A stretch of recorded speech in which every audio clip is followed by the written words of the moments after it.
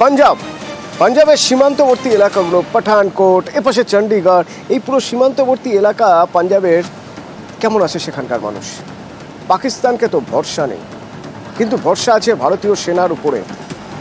ভরসা নিয়ে মানুষ বাঁচে। এই মানুষগুলো কিভাবে রয়েছেন, টেনশন কাজ করছে ভিতরে। এখান থেকে আমার আরেক সহকর্মী রুমেলা রয়েছেন আমার সঙ্গে। রুমেলা, কি মনে হচ্ছে এদের সঙ্গে কথা বলে, এরা কি বলছেন?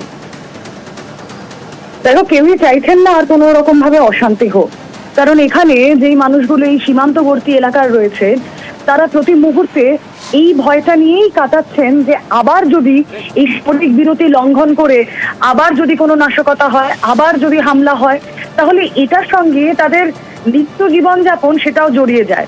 আর তারা বলছেন যে এক্ষেত্রে যুদ্ধ বা কোন সংঘর্ষ না কেন, সমাধান যদি বেরোয় আলোচনার মাধ্যমে, তারা সেটাই চাইছেন। তার কারণ তোমাকে আমি গতকাল থেকেই ছবি দেখাচ্ছিলাম, পাঠানকোট নিজেই হামলা দেখেছে 2016 সালে।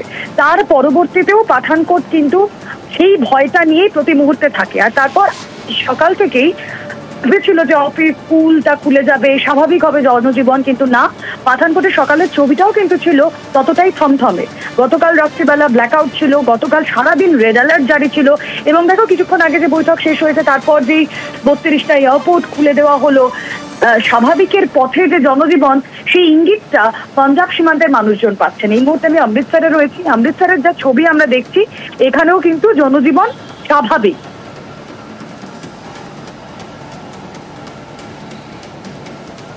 রুমেলা, একটু জানতে চাইবো যে এই স্কুল কলেজ খোলার ব্যাপারে কোনো সিদ্ধান্ত হয়েছে বা কবে থেকে খুলবে? না, এখনো নয়, এখনো কোনো সিদ্ধান্ত হয়নি। চণ্ডীগড় বলো, পাঠানকোট বলো, প্রত্যেক জায়গাতেই তাদেরকে নোটিফাই করা হয়েছিল যে বুধবারের পর থেকে বৃহস্পতি, শুক্র, শনি, এই 3 দিন সমস্ত অফিস স্কুল কলেজটা বন্ধ থাকবে। সোমবার থেকে তা আবার স্বাভাবিক হয়ে যাবে।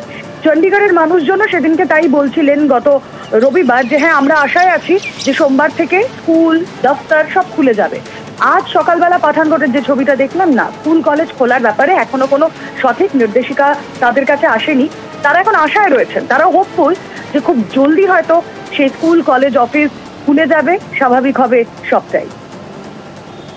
আরো কিছুটা সময় হয়তো লাগবে, তার মধ্যে স্বাভাবিক হয়ে যাবে জনজীবন।